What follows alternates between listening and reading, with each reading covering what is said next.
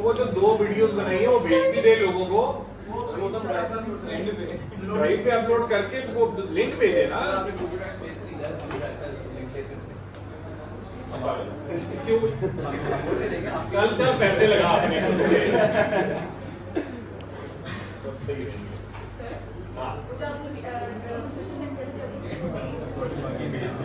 यार मेरे फोन पे वो खोल रहा है, किसी के फोन पे नहीं खोल रहा, कैसे हो सकता है? मेरे फोन पे तो खोल रहा है।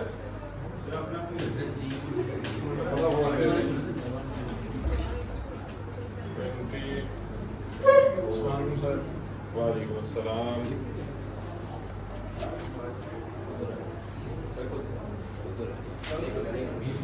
बीच में आगे जा, खोल रहे हैं सारे पेजेस, तो ब्लैंक तो नहीं सर मेरे पास ये मंडे वाला है, ये वो वाला तुमने ये जो मैंने कल भेजा था। जी सर कल वाला। यार इसको तो आ गई है, और कोई एवरीवन प्लीज वो अभी फॉर 2 मिनट्स में आप लोगों को, हाँ मुझे पता है कुछ लोगों के पास ही आ रहा है, क्या सबके पास ये इशू आ रहा है कि ब्लैंक पेजेस हैं? बिकॉज मेरे पास अभी ये खलील ने भी खोला है, इसके पास भी आ रहे हैं। 2 मिनट के लिए फोन खोलने की इजाजत है आप लोगों को। लैपटॉप पे नहीं हो रहा था, फोन पे अब हो रहा है फोन पे, लैपटॉप पे नहीं हो रहा। नहीं इनके फोन पे भी नहीं हो रहा कुछ के, लोड हो रहे हैं अब। हाँ ब्लैंक है,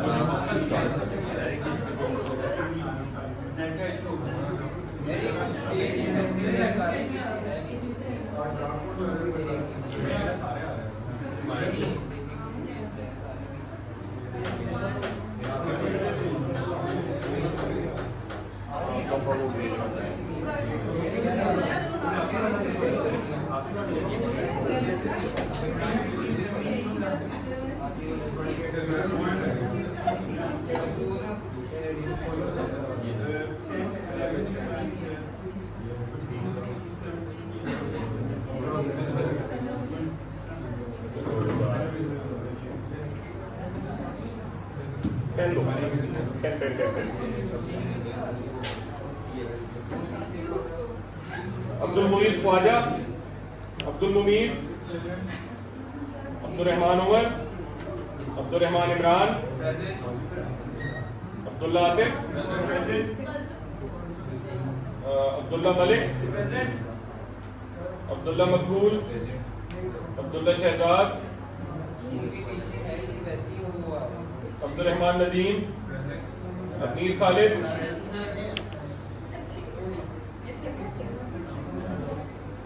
अहमद अदील, अलवीरा बिलाल, आमना मलिक, मौन हसन, आयशा आरिफ, दुआ अफजल, इबादत अजीम, फातिमा फैसल, हमजा आबिद, पूरिया जीशान, इब्राहिम अहमद, जमाल काशिफ, मायरा खावर, मायरा, मरियम, उबैदुल्लाह, खलील, अब्बास हुसैन, अब्दुल्ला आमिर, अहमद खान, अली तारिक, हैदर यूसुफ, हसन बशीर, इब्राहिम हामिद, मोमिन साजिद, रियान अली, सादुर रहमान, सादात अजहर, राना अब्दुल रहमान, रज़ा तकद्दुस, इब्राहिम मसूद, सहर जावेद, अब्दुल्ला शाह, सईदा माहीन, वली मोहम्मद, जैन खालिद, जैनब अयूब, मैं लगा दूंगा, Zainab Wasim, ज़ौरिया ज़ातिफ, Abdul Rahman Umar,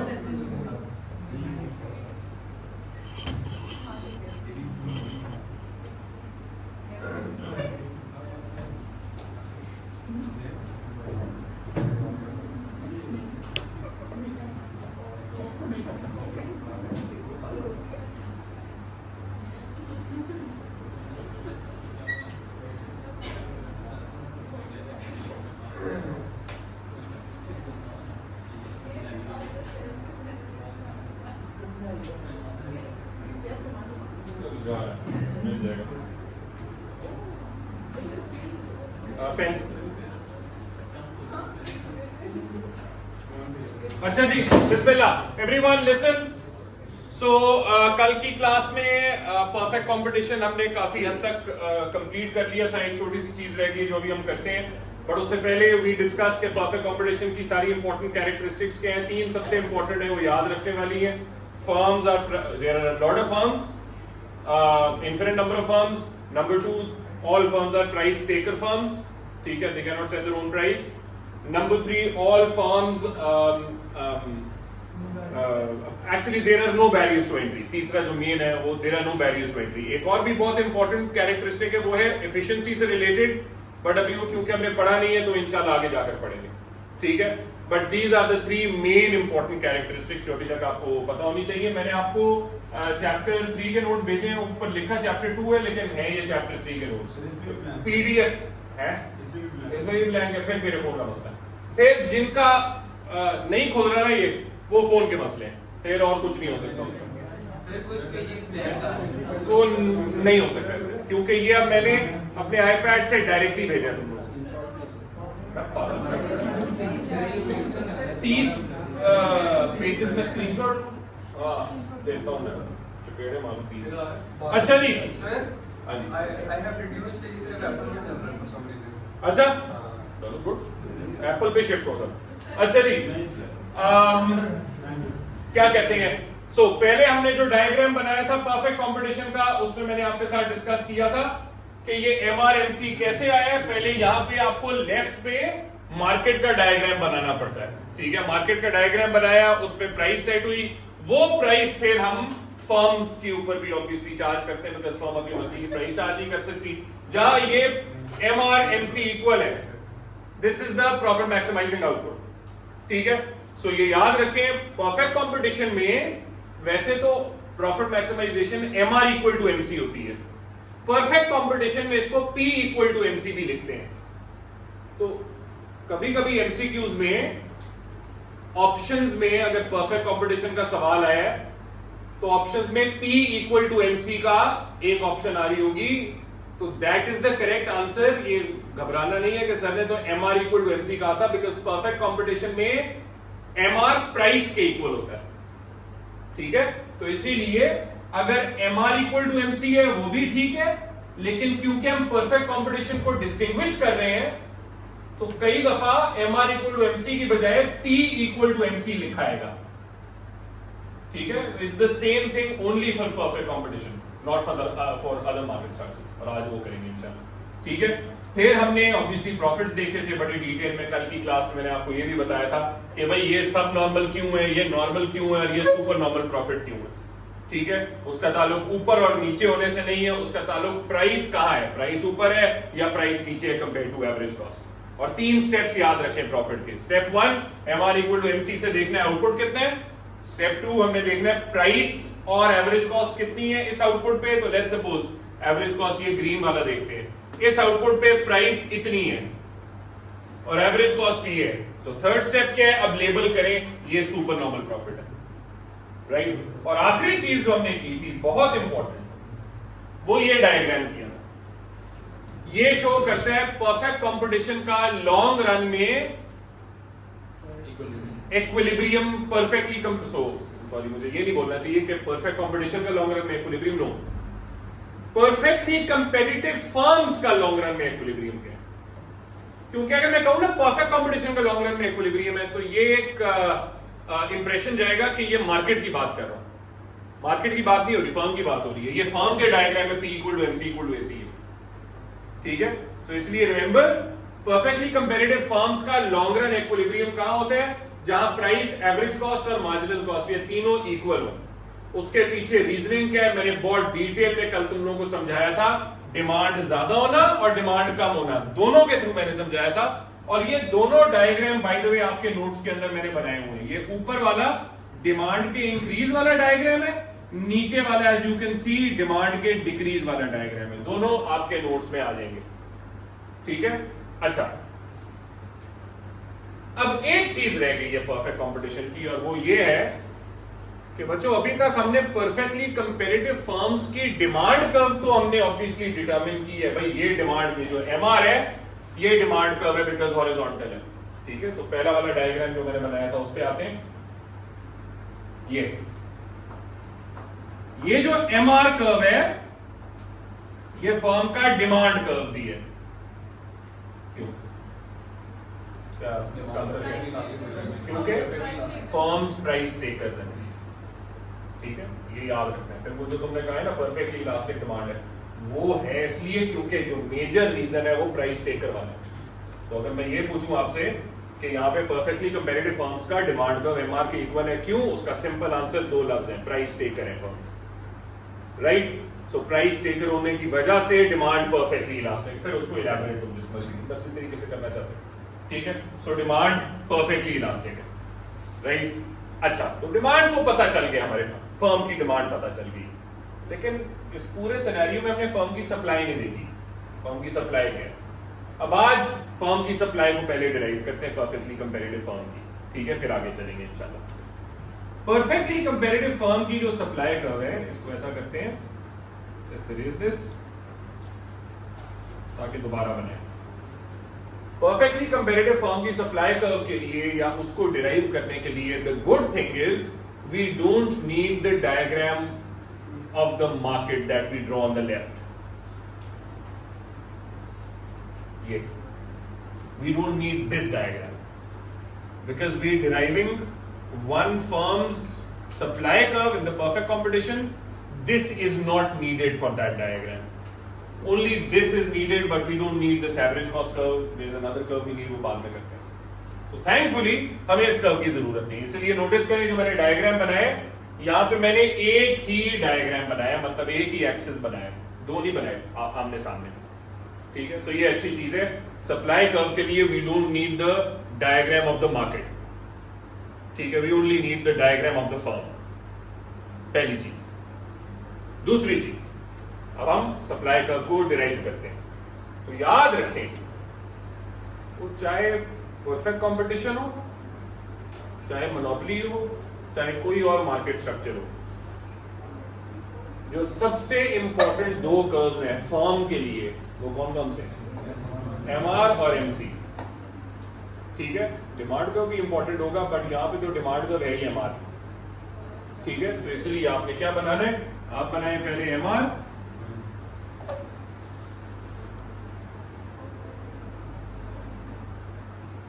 P1 is MR, और मार्जिनल कॉस्ट भी बना दें आप, ये हो गया, ये हो गया मार्जिनल कॉस्ट, ठीक है। तो एमआर और एमसी हमने बना दिया, ठीक है। लेकिन अब जिस तरह मैंने कहा है सप्लाई कर्व डिराइव करनी है, तो we will need another curve here. There is a third curve that is needed for supply curve, and that is not the average cost curve, that is not the average cost curve, because मैंने आपको कल बताया था average cost curve का एक objective है, क्या? Profit देखने के लिए। सब नॉर्मल है, सुपर नॉर्मल है, नॉर्मल है, ठीक है। तो सिर्फ प्रॉफिट देखने का ऑब्जेक्टिव है, यहां प्रॉफिट नहीं देख रहे हैं, सप्लाई कर्व देख रहे हैं। There is another curve that we will now draw in order to derive the supply curve, and that curve is the average variable cost, okay? वो भी U-shaped होता है और वो average variable cost बनाएंगे। क्यों? अभी आते हैं, उसकी बात करता हूं, ठीक है। So average variable cost का curve हम बनाते हैं, ठीक है। अच्छा, अब before I derive the supply curve, let's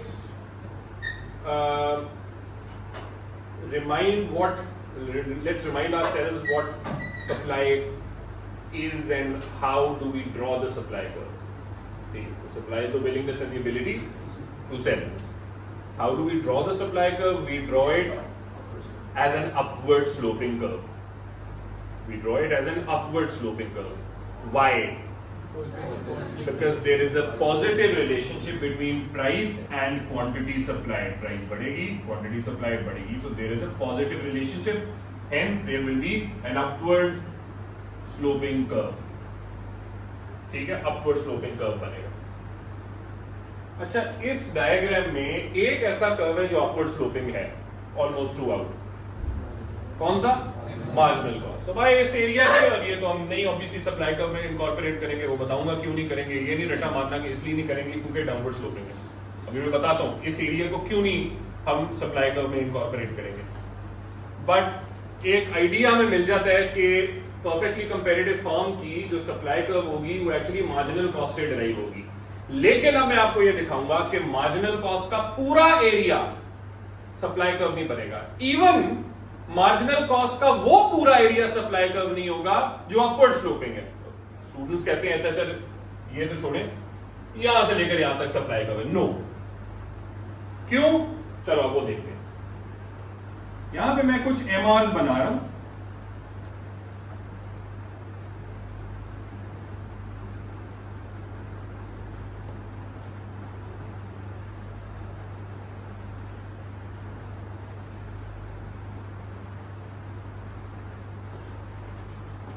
ठीक है जी, ये कुछ एमआरस बना दिए, इसको लेबल कर लेते हैं P2 MR2, P3 MR3, P4 MR4 and P5 MR5। ठीक है, अब हमने हाँ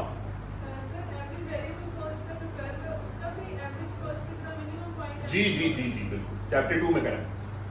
चैप्टर 2 में हमने की है कि एवरेज वेरिएबल कॉस्ट का मिनिमम पॉइंट मार्जिनल कॉस्ट से गुजरेगा। बिल्कुल ठीक है। अच्छा, अब एक बड़ी इंपॉर्टेंट चीज जो मिस होगी हमारे से वो है क्या क्या मिस होगा? दिखाता हूं इस डायग्राम में क्या चीज नहीं बनाई। ना ना ना, क्वांटिटी, आउटपुट। आउटपुट कैसे बनेगा? जहां MR और MC इक्वल है। तो यहाँ पे हम जो MR अगर MR1 है तो आउटपुट ये हो गया, फिर MR2 पे आउटपुट ये हो गया, बाद में लेबल करते हैं इसको। MR3 पे आउटपुट ये हो गया, MR4 पे आउटपुट ये हो गया, MR5 पे आउटपुट ये हो गया। ठीक है, इसको लेबल कर देते हैं Q1, Q2, Q3, Q4, Q5। अब बज़ाहिर तो ये जो मूवमेंट है प्राइस एंड क्वांटिटी की, ये सप्लाई को या लॉ ऑफ सप्लाई को मीट कर रही है। As price is rising, quantity is rising. As price is rising even more, quantity rises even more. And this process continues as we can see here. ये इसका मतलब हम कहते हैं कि सप्लाई कर्व है कि प्राइस बढ़ रही है तो क्वांटिटी बढ़ रही है, तो marginal cost is the supply curve as well, हम उसको डिराइव कर सकते हैं। But not, this is not that straightforward. And why is in this as straightforward is because of a condition that we studied, I think probably on Monday or on Tuesday, and that condition was the shutdown condition. A firm shuts down and stops production when what? Shabash. When price is less than average variable cost. A firm will shut down when price is less than average variable cost। ठीक है, तो जब shutdown होता है production नहीं होती, जब production नहीं हो रही तो वो चीज सप्लाई कर्व में आ सकती है? नहीं आ सकती, क्योंकि प्रोडक्शन ही नहीं हो रही। तो सप्लाई कर्व में आने के लिए किसी आउटपुट को वो चीज प्रोड्यूस होना लाजमी। ठीक है, ये Q1 से लेकर Q5 में कोई भी आउटपुट अगर सप्लाई कर्व में लाने तो it has to be produced. तो पहले देखते हैं, लेट्स सी कि कौन कौन सा आउटपुट प्रोड्यूस हो रहा है। ठीक है, यहां पे आते हैं, हम देखते हैं कि अच्छा हम देखते हैं पहले Q1 को। क्या Q1 प्रोड्यूस होगा? क्यों? अच्छा, हमजा कह रहे हैं MR ये Q1 प्रोड्यूस होगा because MR is equals to MC। लेकिन MR इक्वल टू MC तो प्रॉफिट मैक्सिमाइजेशन है, बट क्या इसका ये मतलब है वो प्रोड्यूस होगा कि नहीं होगा? प्रोडक्शन के लिए is MR equal to MC the criteria और is there another criteria? Price is less than average variable cost, that is the criteria to shut down, and equal और ग्रेटर देन अगर होगी प्राइस तो फिर that is the criteria to produce. तो मैं दोबारा हमजा तुम्हारे से सवाल पूछता हूँ, क्या Q1 प्रोड्यूस होगा? क्यों? प्राइस ये, एवरेज वेरिएबल कॉस्ट ये आउटपुट प्रोड्यूस नहीं होगा। तो ये सप्लाई, इसका मतलब ये सप्लाई कर्व का हिस्सा नहीं हो सकती, ठीक है, ये मार्जिनल कॉस्ट। अब आते हैं Q2 पे, क्या ये आउटपुट प्रोड्यूस होगा? नहीं। क्यों? इस आउटपुट पे अभी भी प्राइस एवरेज वेरिएबल कॉस्ट से कम है, ये आउटपुट प्रोड्यूस नहीं होगा। तो क्या ये वाला हिस्सा भी मार्जिनल कॉस्ट का सप्लाई कर्व पे हो सकता है? नहीं हो सकता। अब आते हैं Q3 पे, क्या Q3 प्रोड्यूस होगा? बिकॉज यहां पे इस आउटपुट पे प्राइस एवरेज वेरिएबल कॉस्ट के इक्वल है। इक्वल होती है तो प्रोडक्शन अभी भी होती है, इसका मतलब ये आउटपुट प्रोड्यूस होगा। Q4 प्रोड्यूस होगा जी, बिकॉज प्राइस इधर है, एवरेज वेरिएबल कॉस्ट इधर है, आउटपुट प्रोड्यूस होगा। क्या Q5 प्रोड्यूस होगा? बिकॉज प्राइस इधर है, एवरेज वेरिएबल कॉस्ट इधर है, प्राइस ज्यादा है, आउटपुट प्रोड्यूस होगा Q5। इसका मतलब है मार्जिनल कॉस्ट का वो हिस्सा सप्लाई कर्व है जो एवरेज वेरिएबल कॉस्ट से ऊपर है। मतलब यही, मतलब जहां से वो इंटरसेक्ट कर रहे हैं उसके ऊपर वो सारा हिस्सा मार्जिनल कॉस्ट सप्लाई कर्व है फर्म की, परफेक्टली कंपैरेटिव फर्म की, ठीक है। एंड बाय द वे, मैं इसको इस तरह थोड़ा सा इलैबोरेट कर दूं, क्योंकि जब बैचलर्स में जाओगे तो इसको इलैबोरेशन तुम पढ़ोगे।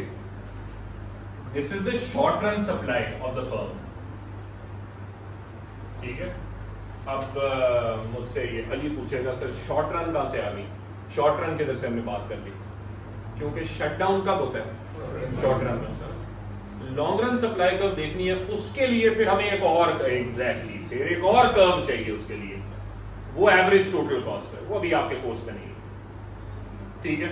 आपको ये शॉर्ट रन सप्लाई कर्व का पता होना चाहिए बस, ठीक है। हमारे कोर्स में नहीं, लॉन्ग रन है, लॉन्ग रन सप्लाई कर्व नहीं है। वैसे तो लॉन्ग रन की इंफॉर्मेशन आपको आनी चाहिए, but not the supply curve, ठीक है। सो ये हो गया जी आपका supply, this is the derivation of the supply curve of a perfectly comparative firm, not perfectly comparative market. अच्छा, बाय द वे एक और चीज बड़े इंपॉर्टेंट है, एक दफा से बहुत पुराना है, एक दफा सवाल आया था कि इसी तरह का था कि जी वी वर टॉकिंग अबाउट के, पता नहीं क्वेश्चन क्या था, लेकिन उस क्वेश्चन में इस एसे के अंदर 25 मार्क्स के उस जमाने में एसेज होते थे। सो 25 मार्क्स के एसे के अंदर एक क्वेश्चन इस तरह का था जिसमें हमने ये कहना, हमने we were suppose to derive the market supply curve of perfectly comparative firm. तो मैंने आपको एक फर्म की सप्लाई कर्व डिराइव कराई है, जबकि क्वेश्चन के अंदर जब एसे में आपने लिखना था you were suppose to talk about market supply. तो कैसे करेंगे? ये तो हमने सिर्फ फर्म का पढ़ा। शाबाश, वेल डन। ये आपको मैंने एएस के चैप्टर 2 में पढ़ाया था। The horizontal sum of all individual supply curves is the market supply. Horizontal sum का मतलब ये this is the horizontal sum. Let's suppose एक और फर्म की सप्लाई ये है, तो अब उसका सम ये, सो दिस प्लस व्हाटएवर जितनी भी और फर्म्स हैं, उन सब की सप्लाईज को ऐड करेंगे बेस्ड ऑन डिफरेंट प्राइसेस, तो मार्केट सप्लाई निकल आएगी। तो हम मार्केट सप्लाई के लिए भी फर्स्ट स्टेप यही है कि आप एक फर्म की सप्लाई कर्व डिराइव करें थ्रू दिस मेथड, और फिर उन सब फर्म्स की सप्लाई कर्व्स को डिराइव करके ऐड कर दें, ठीक है। You add them and you determine the market supply. जी, मार्केट सप्लाई कैलकुलेट करने के लिए Q3 प्लस ऑनवर्ड्स होगा हॉरिजॉन्टल, वो करना नहीं क्यों, हाँ ऑब्वियसली, क्योंकि ये तो मेरा बच्चा ये तो सप्लाई का है ही नहीं ना, ठीक है। ये वाला एरिया सप्लाई का है, तो इसका मतलब हम ये कहेंगे कि जी हाँ, मतलब लेट्स सपोज एक फर्म की सप्लाई ऐसे, एक फर्म की सप्लाई ऐसे, एक की ऐसे, ठीक है। सो इन तीनों को हम यहां से ऐड कर रहे हैं। ये तो लेट्स सपोज ये थी 5, ये 10, ये 15, तीनों को ऐड करें, कितना बन गया? 30, ठीक है। तो अब supply curve of the market हम कहां से बनाएंगे? जहां पे आउटपुट 30 है, ऐसे करके ये supply of the market, assuming सिर्फ 3 फर्म, परफेक्ट कॉम्पिटिशन में तो बहुत होती है, समझ आइए? क्लियर? ये हो गया जी परफेक्ट कंपटीशन की सप्लाई कर्व कैसे डिराइव होती है। अब मैं सीधा यहां से अब आपके पास आपके साथ शुरू कर रहा हूं मोनोपोली। ठीक है, परफेक्ट कंपटीशन में अगेन कोई रिकैप 4। और the good thing about these notes is इस चैप्टर के एंड पे, क्योंकि काफी लंबा चैप्टर है और उसमें बहुत सारे मार्केट स्ट्रक्चर्स हैं, इस चैप्टर के एंड पे I have given a summary of all the market structures, जो भी इंपॉर्टेंट चीजें हैं। एज यू कैन सी उसमें मैंने 3 यहाँ डायग्राम बनाए हैं परफेक्ट कंपटीशन के लिए, 1 2 3। बट एक और डायग्राम है जो हमने पढ़ा है, वो किसका है? ना वो मार्केट का ही नहीं। एक डायग्राम, 2 लॉन्ग रन इक्विलिब्रियम, ये इनिशियल डायग्राम और ये सप्लाई कर्व, ये 3 तो है। एक और पढ़ा है हमने प्रॉफिट्स का, यहां एवरेज को शेड करने वाला। Exactly, super normal, normal and सब नॉर्मल, वो भी आप डायग्राम बना सकते हैं। तो 4 डायग्राम इंपॉर्टेंट वाले हमने परफेक्ट कंपटीशन के किए। वो यार लॉन्ग रन इक्विलिब्रियम है ना, लॉन्ग रन इक्विलिब्रियम में सिर्फ नॉर्मल प्रॉफिट दिखा रहा, तो सुपर नॉर्मल और सब नॉर्मल तो नहीं दिखा रहा। ठीक है, इब्राहिम और अब्दुल्ला इंसान बनो वरना बाहर जाओगे। और ये जो बातें कर रहे हो ना इब्राहिम, तुम बड़े अरसे से बातें कर रहे हो, ये जो भी इसका नाम, इसके साथ कर रहे हो, ये आखिरी वार्निंग है। ठीक है, ये तुम अच्छा खासा आगे बैठे थे। चेयर ले आप इधर आ, चल आ जल्दी जल्दी जल्दी, वक्त नहीं जाया करना।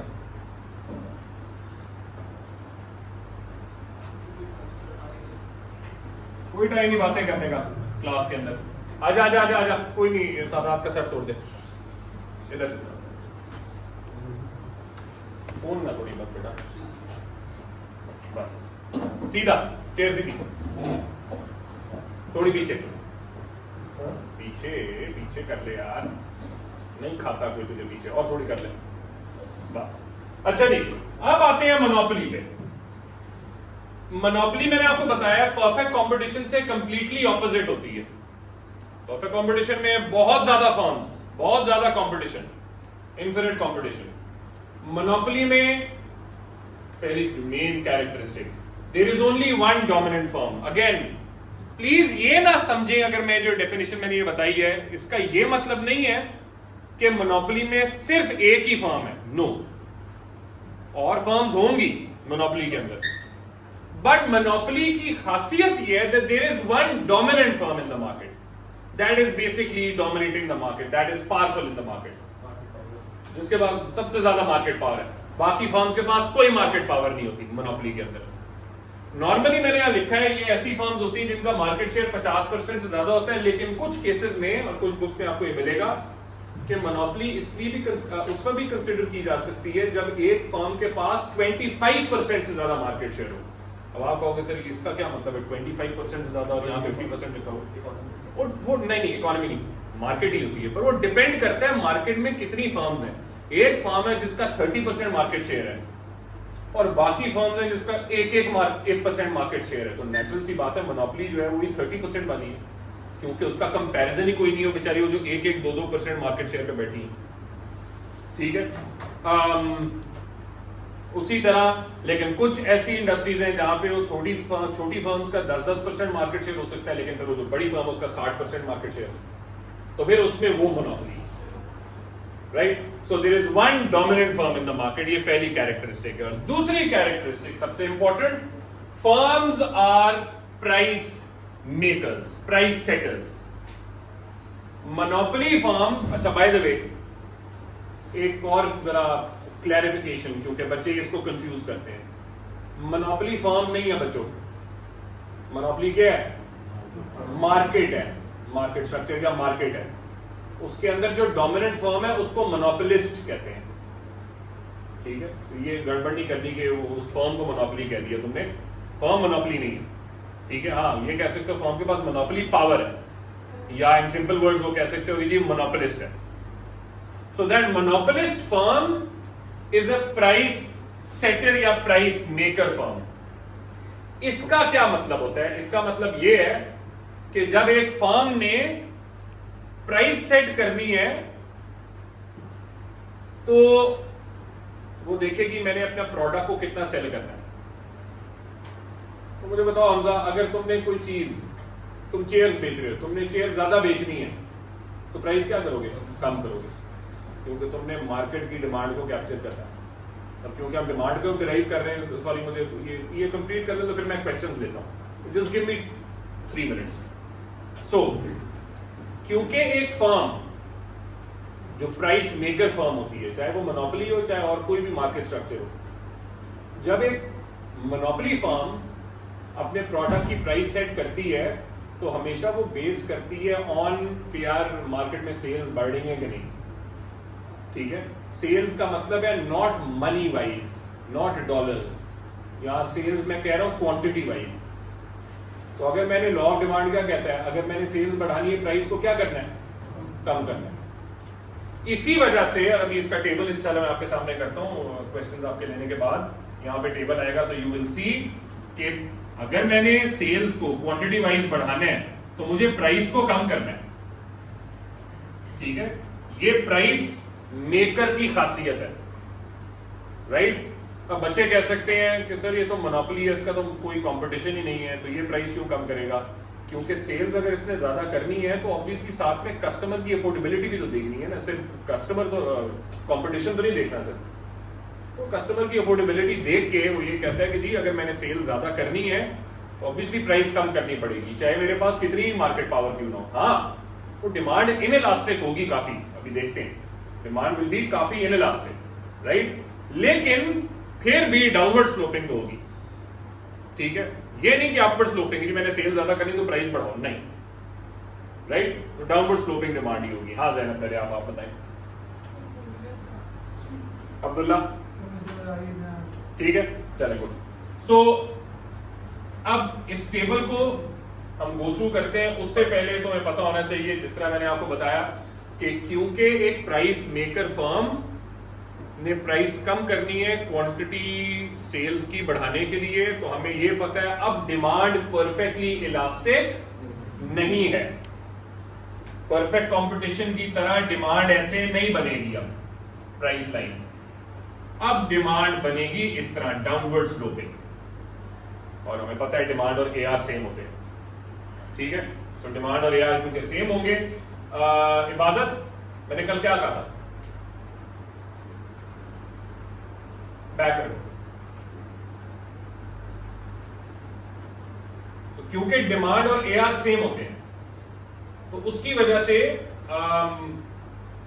ये डाउनवर्ड स्लोपिंग दोनों होंगे, और दोनों ऑब्वियसली सेम कर्व्स हैं, डिमांड और एआर सेम कर्व्स हैं, वो हमेशा सेम रहेंगे। एमआर में फर्क आएगा, वो भी देखते हैं थोड़ी देर में। सो यहां पे आप कैलकुलेशंस करते जी।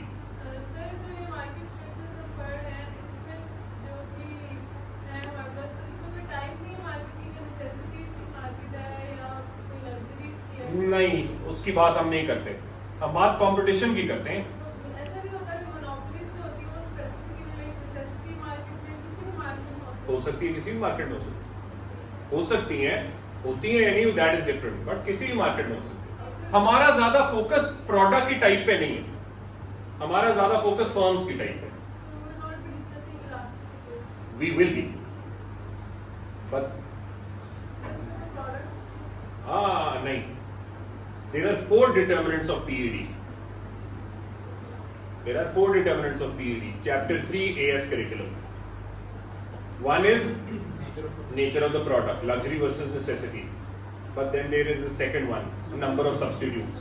उसका ताल्लुक प्रोडक्ट से नहीं, और वो भी आ रहा है। ठीक है, सो प्राइस क्वांटिटी आपके सामने, अभी फिलहाल इन तीनों को इग्नोर करें।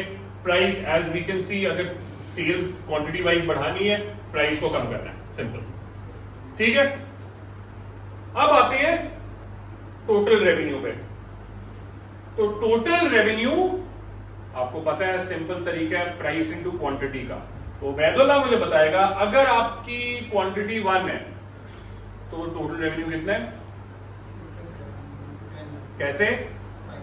शाबाश, price into quantity, total revenue ये है। तो अगर क्वांटिटी 2 है तो अब टोटल रेवेन्यू कितना हो गया? 18, प्राइस इनटू क्वांटिटी। अगर क्वांटिटी 3 होगी, कैसे? 8 into 3, जबरदस्त, इजी, आसान सवाल मैंने अच्छे बच्चे से पूछा। एक और आसान सवाल इससे पूछते हैं जिसको नींद आ रही है। हाँ भाई हैदर, एवरेज रेवेन्यू कैसे आता है? वो भी है, यू राइट, और उसका फॉर्मूला है total revenue divide by quantity.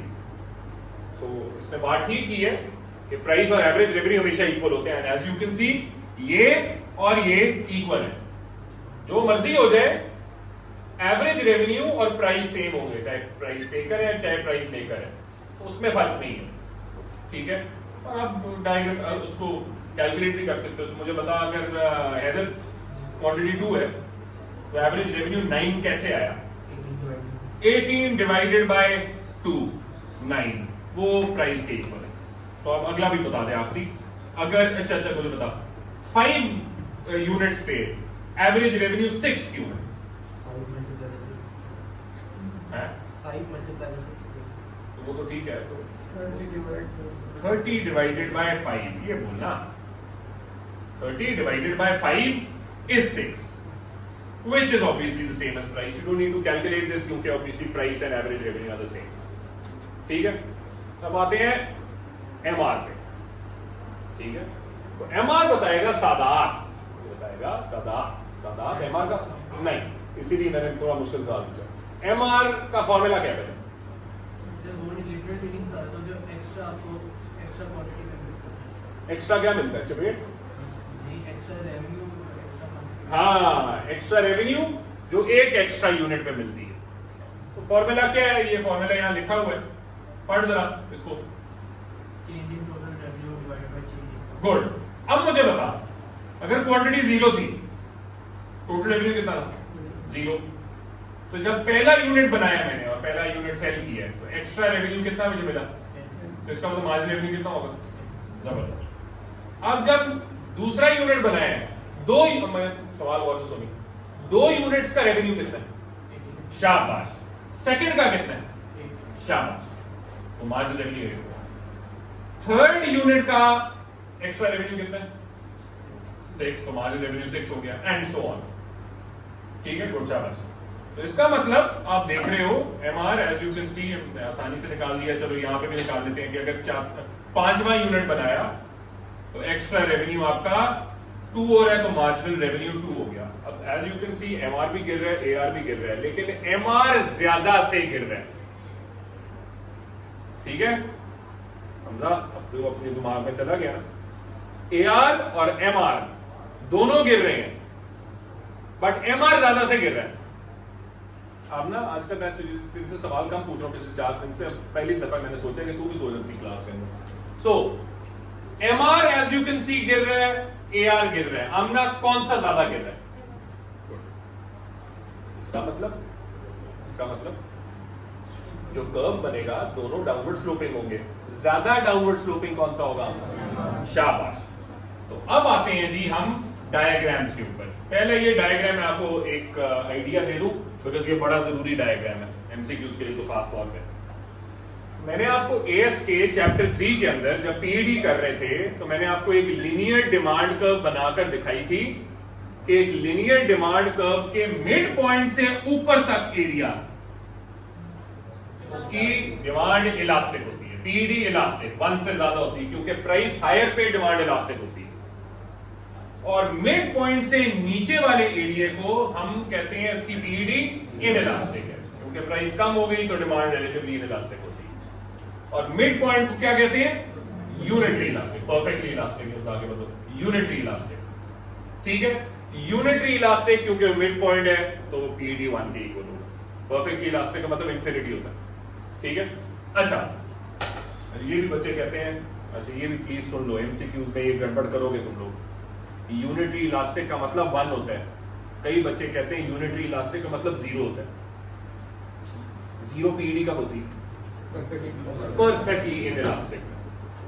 ये गड़बड़ नहीं करनी, और ये करते हैं बच्चे, इसलिए मैंने आज आप लोगों को बताया। ठीक है, क्या कह रहा है इधर बता जी। पीईडी अगर इंफिनिटी होगी तो वो परफेक्टली इलास्टिक होगी, और वो यहां पे होती है। और पीईडी 0 होगी, वो यहां पे होगी, परफेक्टली इनइलास्टिक। ठीक है, अच्छा याद रखें एक चीज, प्रोडक्ट की जो डिमांड होती है ना, उसकी पीईडी प्रोडक्ट के एमआर को डायरेक्टली डिराइव करती है। प्रोडक्ट की पीईडी प्रोडक्ट के एमआर को डायरेक्टली डिराइव करती है। मतलब जब पीईडी हाई होती है तो एमआर भी हाई होता है, और जब पीईडी लो होती है तो एमआर भी लो होता है, सच दैट वो नेगेटिव में चला जाए। कैसे? अब इधर देखो, ये रिलेशनशिप देखो। जब पीईडी इलास्टिक है, यहां से यहां तक पीईडी इलास्टिक है तो हम कह रहे हैं हाई है। तो जब पीईडी इलास्टिक है, एमआर की वैल्यूज क्या है? फॉल तो कर रही है बट पॉजिटिव, ठीक है। जब पीईडी इनइलास्टिक हो गया है, एमआर की वैल्यूज क्या हो गई? नेगेटिव। और जब पीईडी यूनिटरी इलास्टिक है, एमआर 0 होगा। ये बहुत जरूरी है एमसीक्यूज के लिए, और ये बहुत जरूरी है जब मैं ओलिगोपोली स्टार्ट करूंगा आपके साथ इंशाल्लाह जी।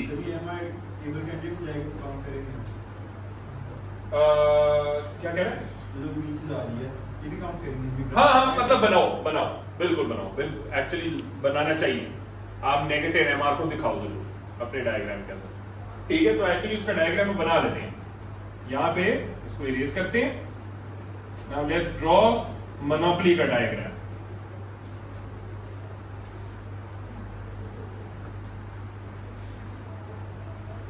अब देखें गौर से, मोनोपोली का डायग्राम बनाना है ना, तो आपने ऑब्वियसली पहले तो एक्सेस लेवल करने हैं। वाई और एक्स एक्सेस आपको पता है, उसमें क्या लिखते हैं?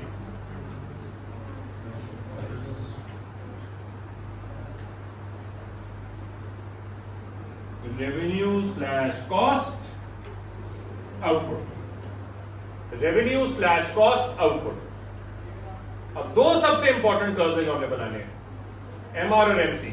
लेकिन एमआर से पहले वो कर्व बनाना है जो एमआर को डिराइव करता है, क्या? डिमांड। शाबाश। तो पहले बनाए डिमांड कर्व। डिमांड मैं बना रहा हूं स्टीपर। क्यों? वो तो ठीक है, पर फिर भी स्टीपर वो तो फ्लैटर भी हो सकता है। Downward slope, price maker downward sloping demand होनी चाहिए, तो मैं उसको फ्लैटर भी कर सकता था ऐसे। क्यों? क्योंकि सब्स्टिट्यूट्स कम है ना, मोनोपोली है।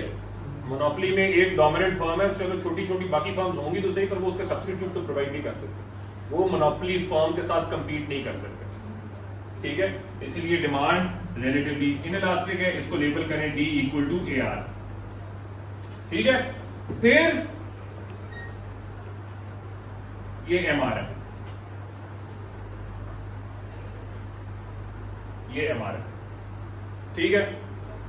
उससे भी ज्यादा डाउनवर्ड स्लोपिंग, और जहां डिमांड मिड पॉइंट पे होगी तो या एमआर मोर और लेस 0 पे होगा। इस तरह का आपने कर्व बनाना है कि जी यहाँ डिमांड मिड पॉइंट है, ऑलमोस्ट यहाँ पे हो रहा है, तो वहां एमआर जो है ऑलमोस्ट 0 होना चाहिए, ठीक है। थोड़ा बहुत फर्क है, it's not a big deal, लेकिन इतना फर्क नहीं होना चाहिए कि मैं एमआर को यहाँ से बना दूं ऐसे करके, नो, ऐसा नहीं होना चाहिए, ठीक है।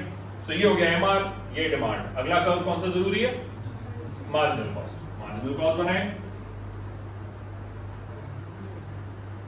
ये नॉर्मल थैंकफुली टिक शेप कर्व होता है जो हर जगह हमने बनाया, ठीक है। इब्राहिम सुन रहे या नशा करके आए हो? क्योंकि तेरे एक्सप्रेशन से मुझे ये लग रहा था बहुत पैड़ा वाला करके आया। क्या करके आया? दरअसल बता, नींद आ रही?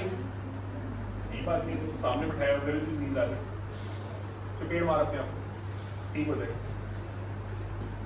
सीरियस हो, सीरियस नहीं मारनी चपेट यार, मैं मारूंगा इंशाल्लाह। अच्छा जी, इब्राहिम मुझे बताएगा,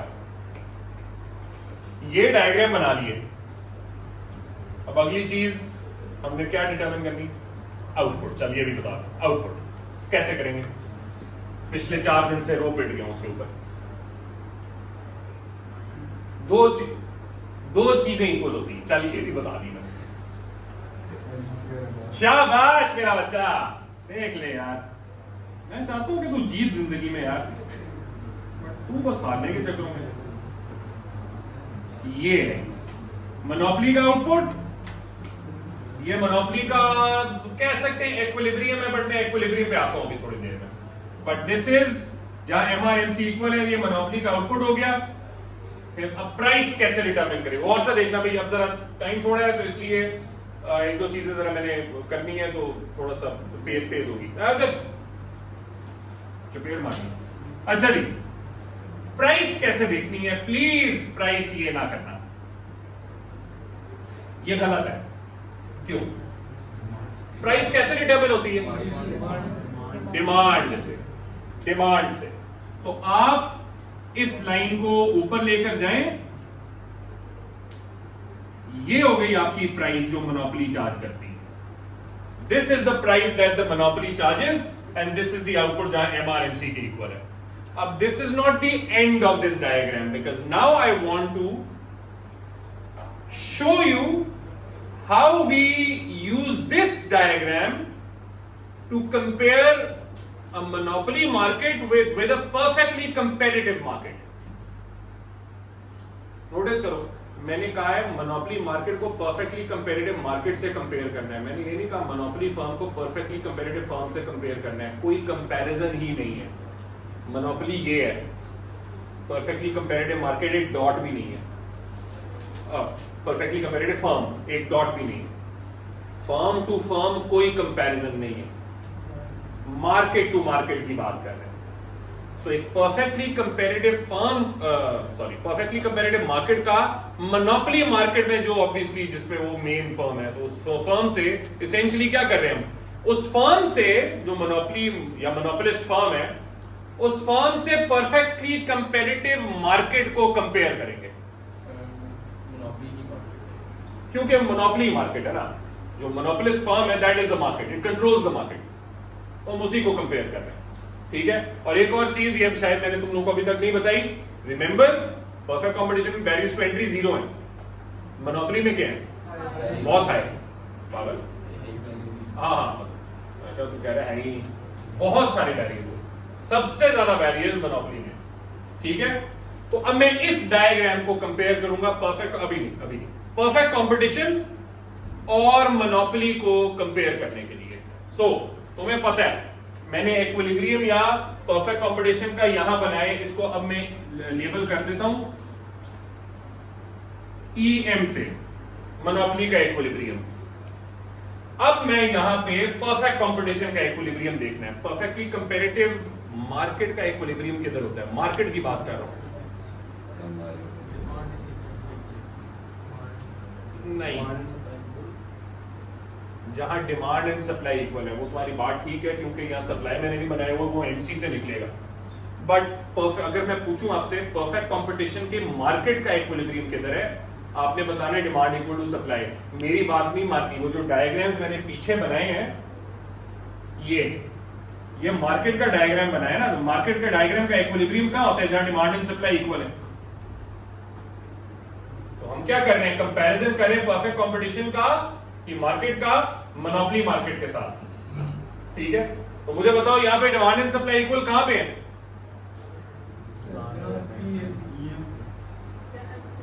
नहीं यार, पीएम नहीं यार, ये डिमांड और एमसी मीट कर रहे हैं ना, क्योंकि सप्लाई एमसी से डिटरमिन होती है। अभी थोड़ी देर पहले की है क्लास के शुरू में, तो जहां पे इंटरसेक्ट हो रहा है, बिल्कुल। तो यहां पे इसको लेबल करते हैं, दिस इज कंपेरेटिव मार्केट का equilibrium, this is comparative market की price, this is comparative market का आउटपुट। इसको लेबल कर लेते हैं पीसी एंड क्यूसी से, ठीक है। ये समझ आई कैसे की है? वो था MR equal to MC monopoly का। परफेक्ट कंपटीशन की मार्केट का है डिमांड इक्वल टू सप्लाई, या डिमांड, या ये भी कह सकते हैं एआर इक्वल टू एमसी, ठीक है। इसको इस तरह कह दो, लेकिन demand equal to supply is the safer bet. यहां मैं लिख भी देता हूं यहां पे कि monopoly equilibrium versus perfectly comparative market equilibrium. So ये होता है जहां डिमांड एंड सप्लाई इक्वल हो, ये होता है जहां एमआर इक्वल टू एमसी हो, ठीक है। अच्छा, अब इस नतीजे पे, इस डायग्राम के बाद इस नतीजे पे पहुंचते हैं। तो एक्चुअली दो कंक्लूजन्स पे पहुंचते हैं। नंबर 1, कंपैरेटिव मार्केट की प्राइस मोनोपोली से कम है। मोनोपोली की प्राइस ये है, कंपैरेटिव मार्केट की है, ऑब्वियसली, कॉमन सेंस भी बनती। दूसरा, कंपैरेटिव मार्केट का जो आउटपुट है वो मोनोपोली से ज्यादा है। क्या रीजन है? 2 रीजंस हैं, 2 major reasons. Number 1, comparative market highly efficient है। 2 तरह की एफिशिएंसी जो चैप्टर 5 में पढ़ेंगे, productive efficiency, allocative efficiency. Comparative market highly efficient है, मोनोपोली हाईली इनएफिशिएंट है। क्यों? क्योंकि शाबाश, इन सिंपल वर्ड्स, कंपटीशन नहीं। हाँ, मोनोपोली तुम कह सकते हो Abdullah, barriers to entry, monopoly में इकोनॉमीज ऑफ स्केल हो सकती है क्योंकि बड़ी है। यस, एक अच्छी चीज मोनोपोली में हो सकती है, उसके एडवांटेजेस में आप लिख सकते हो कि इकोनॉमीज ऑफ स्केल एक्सपीरियंस कर सकती है। यस, ठीक है। लेकिन जो इनएट एबिलिटी है मोनोपोली की, वो इनएफिशिएंट या इनएफिशिएंसी अचीव करने की है, क्योंकि उसके पास इंसेंटिव नहीं है एफिशिएंट होने का, क्योंकि कंपटीशन नहीं, क्योंकि वो क्या है, इकोनॉमीज डिसइकोनॉमीज लॉन्ग रन की बात है। वो इसीलिए मैंने कहा है इकोनॉमी स्केल हो सकती है लॉन्ग रन में मोनोपोली में, बट अभी हम शॉर्ट रन सिनेरियोस देख रहे हैं। ठीक है। सो आउटपुट की जहां तक बात है तो बात एफिशिएंसी की है। प्राइस की जहां तक बात है ना, सेकंड रीजन, प्राइस भी एफिशिएंसी से लिंक हो सकता है, लेकिन एक और बहुत बड़ा एलिमेंट है, exploitative power. Monopoly highly exploitative होती है मोनोपोलिस्ट अपने कस्टमर्स के ऊपर, जबकि परफेक्टली कंपेरेटिव प्रोडक्ट मार्केट्स के पास एक्सप्लॉयटेटिव पावर है ही नहीं ना, वो तो प्राइस टेकर है। और एक तीसरा रीजन है डेड वेट लॉस। इस डायग्राम के ऊपर जल्दी से मैं लेबल कर रहा हूं, टाइम हो गया, but give me 1 more minute। A, B, C, D, E, जल्दी से मुझे बताओ, परफेक्ट कंपटीशन के अंदर कंज्यूमर सरप्लस कितने हैं? A, B, D, शाबाश, A, B, D। क्यों? क्योंकि कंज्यूमर सरप्लस क्या होता है? प्राइस और डिमांड के बीच, याद है chapter 4 AS, price demand, consumer surplus है A, B, D। ठीक है। प्रोड्यूसर सरप्लस परफेक्ट कंपटीशन में क्या है? CE, supply and price, price supply, ये अपवर्ड रीजन छोड़ो, बस ये वाला एरिया CE। क्या कोई डेड वेट लॉस है? नहीं। किधर है? A, B, C, D, E, कुछ भी नहीं, बचा ही कुछ नहीं। ठीक है। लेकिन अब आते हैं मोनोपोली में। कंज्यूमर सरप्लस कितने हैं मोनोपोली के अंदर? A, ये price and demand. Sorry, producer surplus कितने हैं? B एंड C, ये वाला एरिया, प्राइस, क्योंकि अब प्राइस यही है, this is the price and this is the supply, क्योंकि क्वांटिटी है, सो ये area B and C, this is producer surplus. D क्या है? D जाया हो रहा है। डेड वेट लॉस का मतलब है मार्केट में इनएफिशिएंसी है, दिस इज बीइंग वेस्टेड। ठीक है। मंडे पहले 5 मिनट में इसको रिवाइज करके आगे चलेंगे इंशाल्लाह। जहां तक नोट्स